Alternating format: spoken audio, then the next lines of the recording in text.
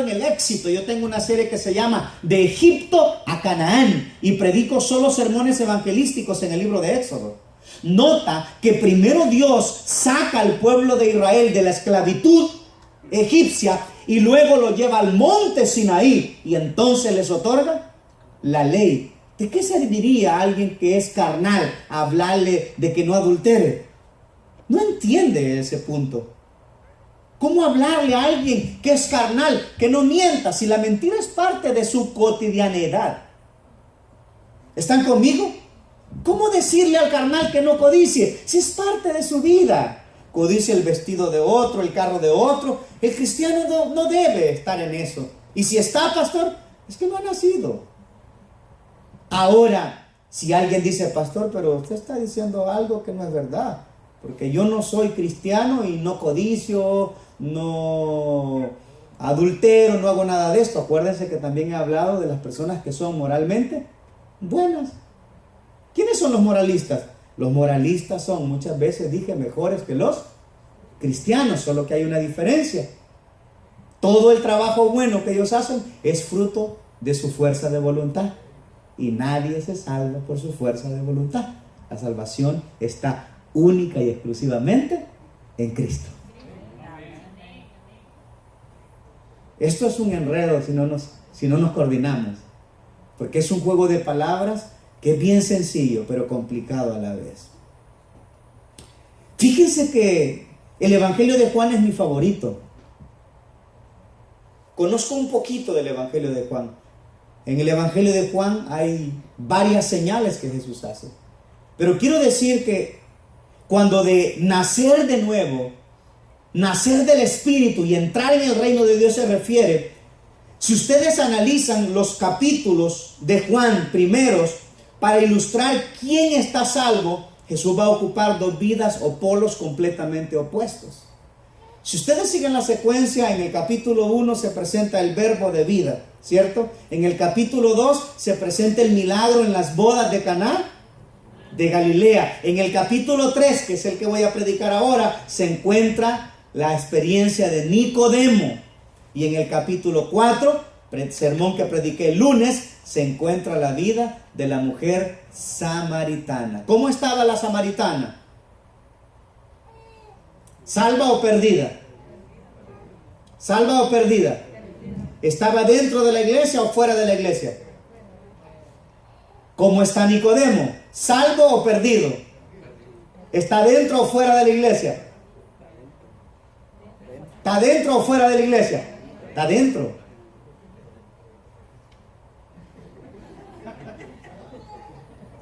Es más, es un principal de la sinagoga. Está dentro, es principal de la sinagoga, es líder. Y ese es el estudio que vamos a tener ahora. ¿Por qué? Nadie se va a salvar porque asistió a una iglesia. ¿Escuchen esto? Nadie se va a salvar porque asiste a una iglesia. Nadie se va a salvar porque está en una denominación. Eso no otorga salvación. Pero entonces tenemos un contraste, y esto quiero que lo comprendan ahora. Fíjense bien qué interesante. Cuando hago la pregunta, ¿Jesús fue religioso o no fue religioso? La respuesta es enfática, sí lo fue. Claro, ¿por qué? Porque la religión era parte de su vida como judío en su práctica. Él iba a la sinagoga sábado tras sábado, aun cuando sabía que los dirigentes que estaban al frente de la congregación no eran los mejores ejemplos. Pero él sí sabía que la sinagoga era un lugar donde él podía experimentar la presencia de su Padre y donde las lecturas de la Torá podían penetrar en su corazón. Amén. Es decir, en la iglesia, el templo, en este caso la sinagoga, jugaba un papel importante para él, porque cada sábado venía conforme a su costumbre. Hay personas que me dicen, pastor, yo no voy a la iglesia porque las personas que están en la iglesia pues son muy hipócritas. Y yo le respondo, ¿qué te puedo decir? Más que sí. Pero tú solo estás viendo los que se comportan así. ¿Por qué no me hablas de las personas buenas? ¿Cuántos creen que hay muchos hermanos buenos en la iglesia? Muchos. Lastimosamente la gente no ve los buenos, sino que los malos. Dicen que si tú ves un servicio malo, Al cliente tú se lo vas a contar a 26 personas por lo menos, pero en un servicio bueno solo se le cuenta a 6. Es un principio hasta de mercadeo. Las cosas malas, esas las contamos. ¿Cuál es el principio que quiero tener? Ay, hermanos, quiero decirles que Jesucristo es el único que otorga salvación. Amén. Y que el mejor invento que hizo Dios es la iglesia. ¿Qué es la iglesia? ¿Cuál es la definición bíblica de la iglesia? Tú la encuentras en el libro de Hechos. Dice que el Señor añadía cada día a su iglesia los que habían de ser salvos. La iglesia es el depositario, el lugar donde Dios coloca a los que salva. ¿Por qué? ¿Qué es la iglesia? ¿Es un museo de santos? No. Es un hospital donde todos nos estamos recuperando de alguna enfermedad. Algunos de los pies, otros de los oídos, otros de la boca, otros de las manos. Algún mal tenemos y solo hay un médico que nos cura a todos. ¿Quién? Jesucristo. ¿Por qué estamos aquí? Porque en esta tierra nos estamos preparando para ser idóneos para el reino de los cielos. No somos islas. Somos seres sociales. Tú no puedes vivir a expensas de la iglesia. Si eres un cristiano que acepta la Biblia como autoridad máxima, tú no puedes decir: yo tengo una gran creencia en Jesucristo, pero no creo en la iglesia. Yo amo a Jesucristo, pero no amo a la iglesia. Yo voy a Cristo, pero no voy a la iglesia. Porque la iglesia y Cristo son una sola cosa, donde Cristo es el esposo y la iglesia la invitada a las bodas del Cordero. Noten que no dije la esposa, y eso lo veremos en un estudio quizás más adelante. Qué impresionante esto. Me van captando, están tomando la idea para los que les dicen yo con la iglesia no. Eso es como que un día me dijeran: pastor, lo invito a comer a usted, pero por favor no traiga a su esposa y no lleve a su niño. Entonces no me invite. Porque mi esposa y yo, uno somos. Y mi hijo es carne de mi carne y hueso de mis huesos. ¿Captaron la idea de lo que digo? Cristo y la iglesia, Él ama a su iglesia. ¿Y cómo es su iglesia? Imperfecta. Pero Él ruega por ella, intercede por ella. Y está preparando un pueblo para que cuando Él venga, este pueblo esté preparado. ¿Y dónde nos preparamos para ir al cielo? Aquí. La iglesia tiene que soportar las relaciones interpersonales, los disgustos, las dificultades, las diferencias, pero todos amando a Dios y a pesar de nuestras diferencias trabajando. Me gusta establecer este patrón cuando predico este tema. Voy a la segunda cosa. Hoy quiero hablar un poquito, antes de ir a mi tema del bautismo.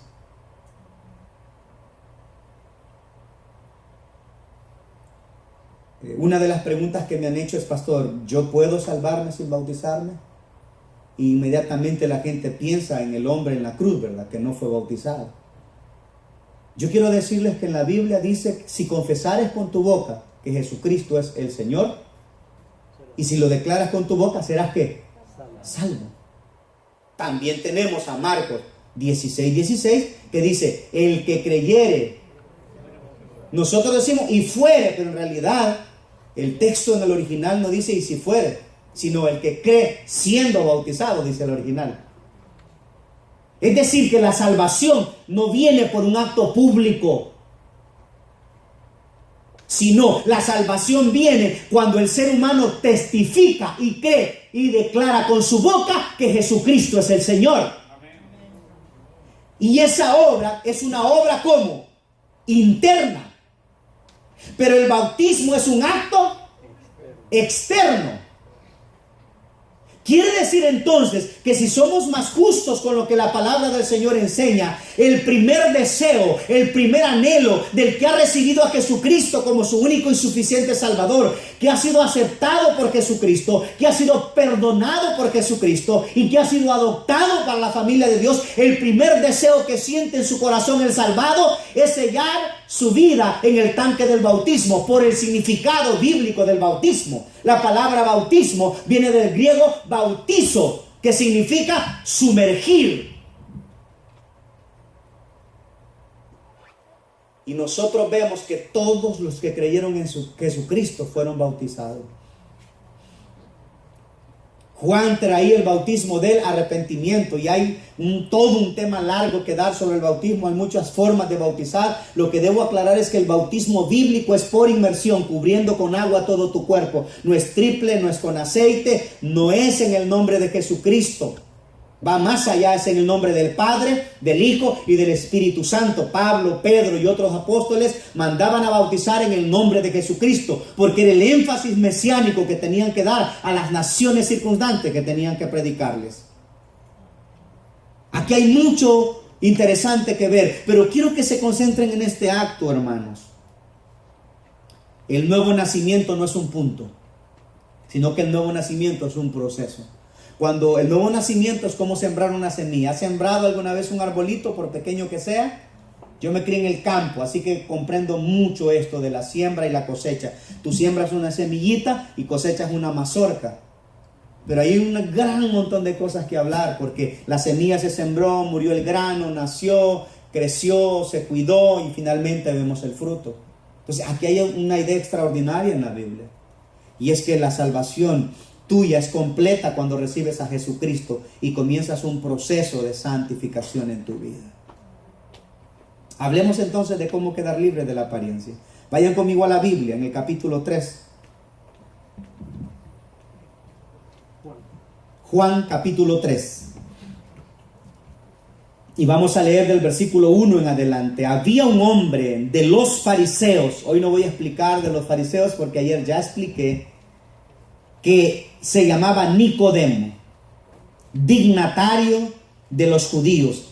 Este vino a Jesús de noche y le dijo: Rabí, sabemos que has venido de Dios como maestro, porque nadie puede hacer estas señales que tú haces si no está Dios con él. Le respondió Jesús: de cierto te digo, que el que no nace de nuevo no puede ver el reino de Dios. Nicodemo le preguntó: ¿cómo puede un hombre nacer siendo viejo? ¿Puede acaso entrar por segunda vez en el vientre de su madre y nacer? 5. Respondió Jesús: de cierto os digo, que el que no nace del agua y del espíritu no puede entrar en el reino de Dios. Lo que es nacido de la carne, carne es. Lo que es nacido del espíritu, espíritu es. No te maravilles de que te dije: os es necesario nacer de nuevo. Y ojo, porque aquí hay un texto maravilloso. Vean lo que dice el 8. El viento sopla de donde quiere y oye su sonido, pero no sabe de dónde viene ni a dónde va. Así es todo aquel que es nacido del espíritu.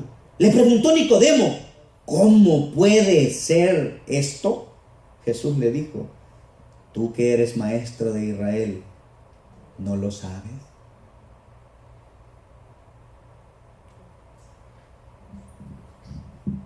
El propósito de mi tema en esta noche es experimentar cada día el nuevo nacimiento. ¿Cuándo? Cada día. Por medio de un encuentro personal con Jesús. Porque la conversión es la obra del Espíritu Santo en el nuevo creyente que decide ser bautizado y da testimonio público de su conversión. Hermano, usted no va a entrar a los Estados Unidos si no tiene visa. Y usted dirá: sí, pastor, se puede. Sí, ilegal. Y Jesús para los ilegales contó 2 parábolas de personas que no estaban invitadas y entraron a una boda.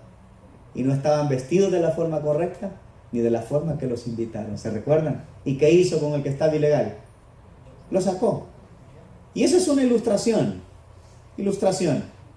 Entonces yo quiero hacer un paralelismo con esto de la visa. La entrada o la visa para entrar a la iglesia es el bautismo. Y entramos al cielo cuando pertenecemos a la iglesia. La visa es haberle entregado a nuestro Señor Jesucristo nuestra vida y estar preparados para un nuevo nacimiento. Amén. Para estar tomados de la mano de Él. Hablemos un poco de Nicodemo rápidamente. ¿Quién era Nicodemo? Nicodemo significa vencedor del pueblo. Era un fariseo. Ya les dije que esto significaba puesto aparte. Era una afiliación religiosa y política. Estaban aferrados completamente a la ley mosaica. Cuando la Biblia dice que Nicodemo era un principal Esto quiere decir que era un miembro del Sanedrín. Y una forma para elegir a los miembros del Sanedrín era de 1000 quedaban 100, de 100 quedaba uno. Es para que ustedes se hagan una idea de quién era.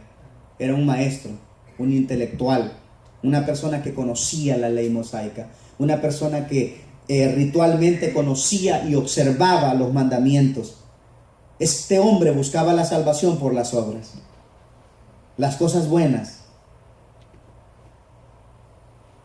Muchas veces son malas. Las cosas buenas muchas veces son malas. ¿Por qué? Porque cuando no tienen la motivación correcta, no tienen razón de ser. Usted puede pensar, pastor, yo soy una persona dadivosa, yo veo a una persona ahí, me da lástima, yo doy, mejor no dé. Que esa acción buena no es correcta, porque usted dio por, ¿y por qué se da? Dios va más allá, Dios no analiza no el acto exterior, sino que Dios observa el motivo. ¿Están conmigo? ¿Les ha pasado? A mí me pasó, yo no me excluyo de esto. Yo muchas veces dé porque me dio lástima. Yo no iba preparado para dar, pero al ver la condición de aquella familia que no tenía y mi refri estaba llena, yo no me quedaba de otra que meterme la mano a bolsa y dar. Es que se siente la diferencia cuando tú das porque amas. Hay algo en tu corazón que te hace cosquilla. No solamente estás feliz porque das algo, sino que tú estás completamente convencido de identificarte con la persona que sufre. ¿Les tocó alguna vez atender a una persona en enfermedad terminal y te metes en la vida de esa persona? Qué duro es, ¿verdad? Uno piensa por los niños de esa persona, uno piensa por el familiar de esa persona. Yo he tenido varios casos desde que llegué de pastor. He perdido 2 miembros que yo amé mucho en Spring Branch. Apenas tengo 2 años de estar acá. Pasé con ellos en el hospital día, noche, mañana, tarde, y ver 2 niños pequeños que perdían a su madre y estar hasta el último día. Y estamos hablando de 1 año y medio, de ir 2 veces por semana y estar en el hospital y apoyar y animar a ese esposo, a esa esposa.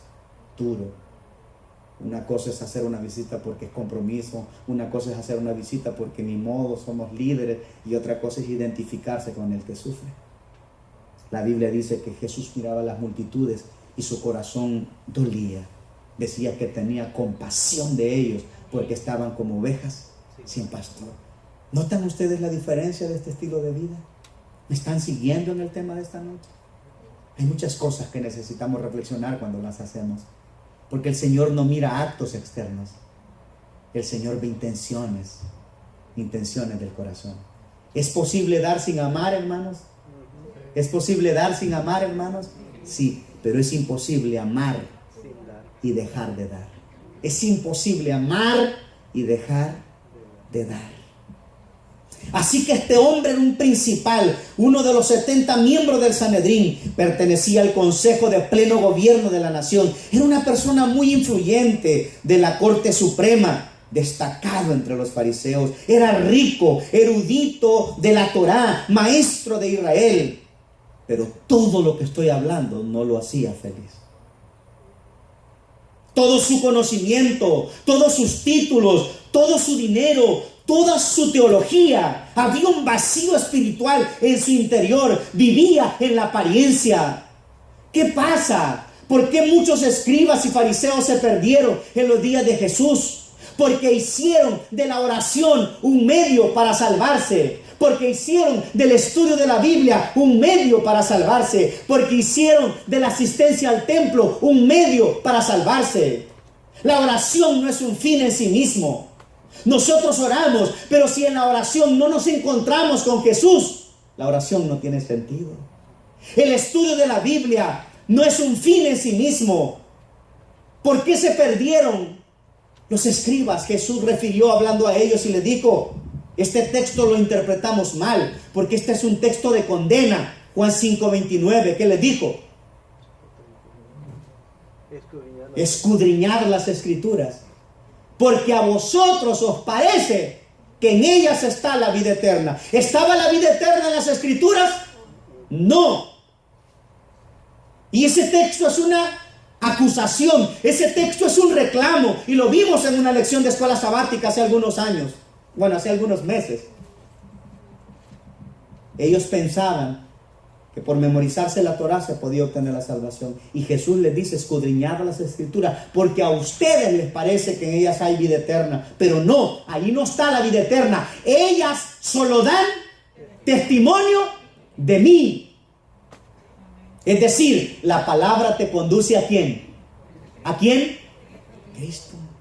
Y saben que hay un peligro. Les voy a dar este testimonio de 30 segundos. ¿Sabe cuál es la persona que más fácil se puede perder? Es un pastor. Porque yo tengo una parte profesional cuando yo enseño la Biblia. Es decir, el abogado se prepara en las leyes civiles del país, ¿cierto? Y se las puede de memoria. El pastor se prepara para memorizar la Biblia, las normas eclesiásticas y todo. Y el pastor puede creer en el peligro. O el que predica también, aquí incluyo a los ancianos, que pueden agarrar la Biblia solo para pensar en otros. Solo para preparar temas intelectuales para otros. Así que yo no me confundo cuando yo estudio la Biblia para enseñársela a los demás y cuando yo tengo mi vida devocional con la Biblia.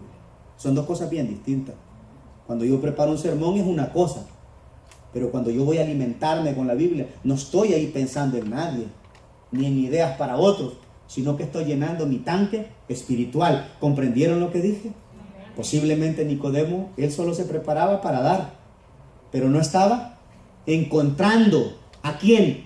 A Jesús, porque él estaba preparado como líder siempre para estar instruyendo a otros. Y hermanos, qué fácil es que nosotros nos concentremos en la obra y olvidemos al Señor de la obra. Qué fácil es que nosotros memoricemos la palabra, pero que la palabra no produzca cambios en nosotros. Años leyendo la Biblia. Una vez recuerdo que era pastor jovencito en Guatemala, yo con 21 añitos, y llegué a una iglesia, yo por allá, bien lejos, en algún lugar de Guatemala. Y recuerdo que yo predicaba de jovencito. Había un hermano que nunca llevaba Biblia y le pregunté un día curiosamente, dijo: hermano, ¿por qué no trae Biblia? Y me dijo: ya me la puedo, ya me la sé toda. Pero el hermano seguía siendo la misma persona. Mal carácter. No se trata de andar la Biblia bajo el brazo. No se trata de escuchar la Biblia en los sermones. Yo estaba haciendo números, hermano Daniel, un día de estos. Estoy en la iglesia desde los 12 añitos y estaba haciendo cuentas cuántos sermones he escuchado, entendiendo que mamá me enseñó a estar hasta en vacaciones el miércoles en mi iglesia y el viernes en mi iglesia. ¿Ustedes saben cuántos me salieron? En vez de estar pensando en los míos, haga los números suyos. Y la gran pregunta es: ¿usted ha cambiado o sigue siendo la misma persona?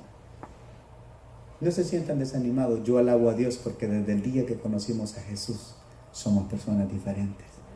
No somos lo que queremos, pero el poder de la palabra nos ha ido cambiando poco a poco. Amén. Interesante. ¿Sabía algo de Jesús Nicodemo? Sí. Porque cuando Nicodemo encuentra a Jesús, Nicodemo encuentra a Jesús en un lugar donde Jesús solía orar.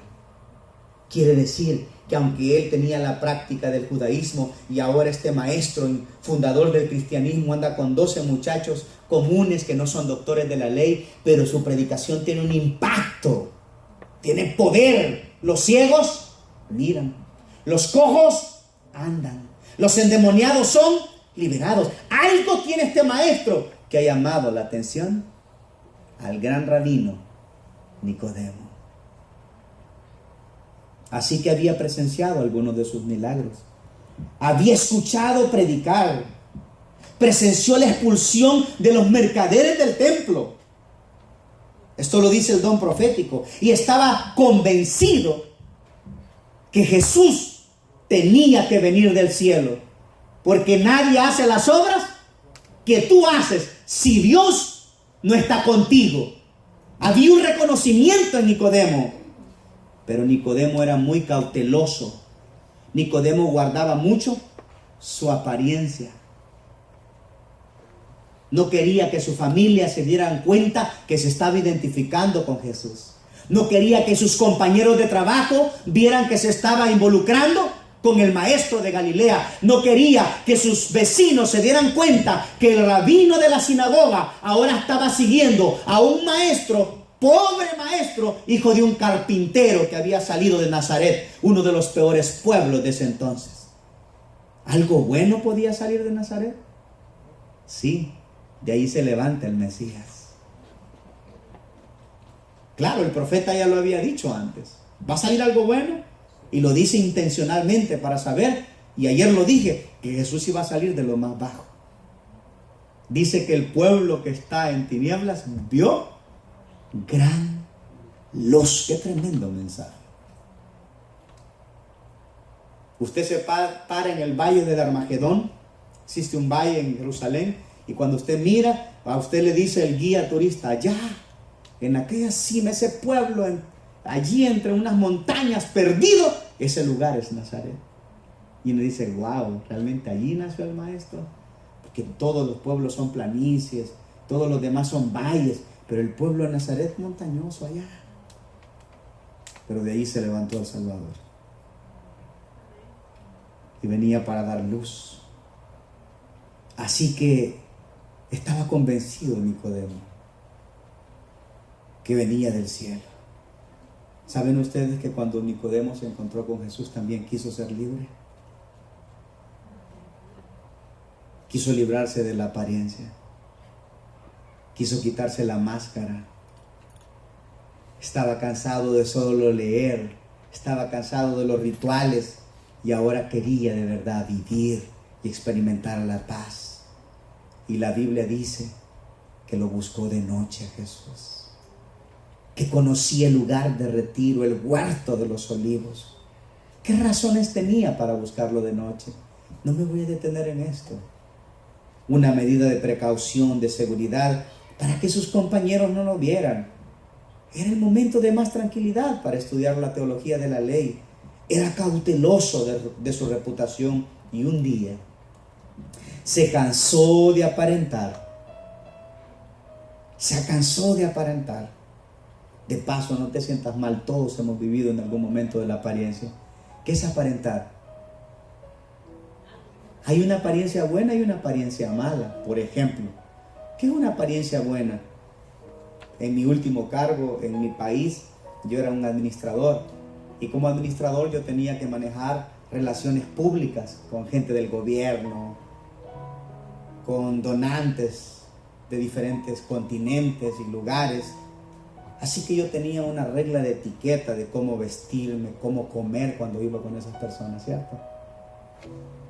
Nosotros recibimos un donante, imagínense ustedes, suizo, que daba proyectos para tecnología en nuestras instituciones educativas. Cuando yo iba con mis mejores zapatos, con mi mejor reloj, todo.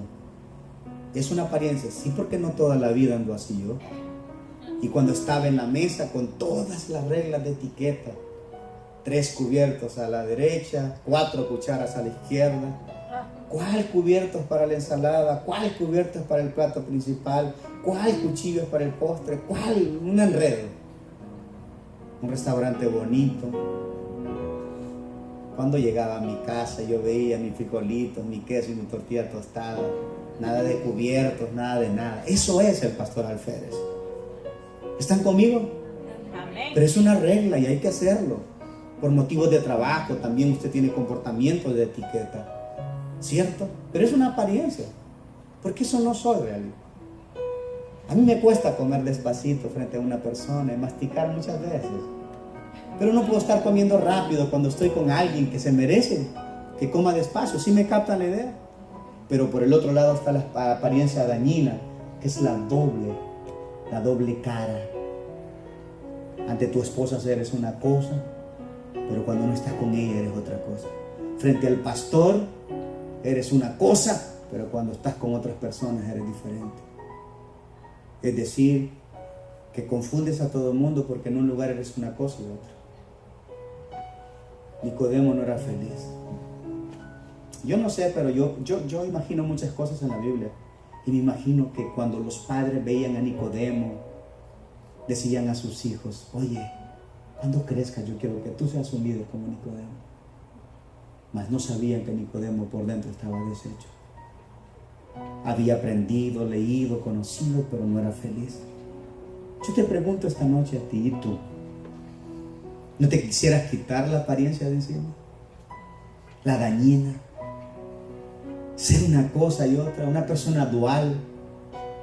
La Biblia dice: el que no es conmigo, contra mí es. Y el que conmigo no recoge, desparrama. Todo el mundo sabe que yo tengo energía. Y todo el mundo sabe que el pastor Alférez es bien serio en la junta y fuera de la junta. Así me conoce. Si usted le pregunta a mi esposa, conoce a la misma persona. Y él ya sabe que yo soy bien serio con mis cosas. Son batallas de la vida. Sin embargo, todos hemos pasado en algún momento por aparentar. Y les voy a abrir mi corazón. Yo le prediqué a los hermanos en algún momento que debían orar y yo no estaba orando. O por lo menos no estaba orando como debía haber orado como líder. Porque siempre hacía mi oracioncita de compromiso. Muchas veces invité a los miembros a comer mejor en su dieta. Y yo no lo estaba haciendo. Y sabes que te lastima bajarte del púlpito y haber dicho algo que tú no estás viviendo. Duro. Porque siempre hay algo que te acusa, que te señala. Es triste. Es triste pararse aquí, cantar y saber que ni siquiera oras en tu casa. Que no lees la Biblia. Pero que sí sirves en la iglesia. Es bien fácil. Porque se puede sustituir el trabajo por la comunión. Se puede sustituir el trabajo en la iglesia por la comunión. Pero todo trabajo que hacemos en la iglesia, que no es fruto de la comunión con Cristo, no sirve. Es una apariencia. Y necesitamos tener un encuentro personal con Jesús. Es un desafío. ¿No te cansas? Sí cansa la apariencia. Yo quiero hablar para todos aquellos que están cara a cara con Jesús, que tienen que tomar una decisión. Ya no puedes hacer nada con tu pasado. No puedes resolver más tus problemas de ayer. Ya es pasado. Tus caídas, tus deslizones, tus apariencias, déjaselas en las manos a Jesús hoy. Deja que el Señor te moldee, deja que el Señor te toque, deja que el Señor te cambie. Deja que el Señor haga contigo lo que Él quiere hacer. Un vaso de honra en sus manos. Si esta noche tú estás abriéndole el corazón a Jesús, yo voy a invitarte a que te pongas de pie o levantes tu mano ahí donde estás, porque yo quiero orar por ti y quiero pedirle al Señor que bendiga tu vida, tu mente y tu corazón. También quiero orar por ti que me estás viendo en la pantalla, tú que también tienes días de estar lejos de Jesús. Quiero que sepas que Jesús te ama. No hubo un momento en tu vida que Jesús te abandonara. Él no ha jugado a los dados en tu vida. Tú no estás aquí por la casualidad. El Señor tiene un plan. Lo dice Jeremías 29:11. Yo sé muy bien los planes que tengo para ti. Planes de bien y no de mal, para daros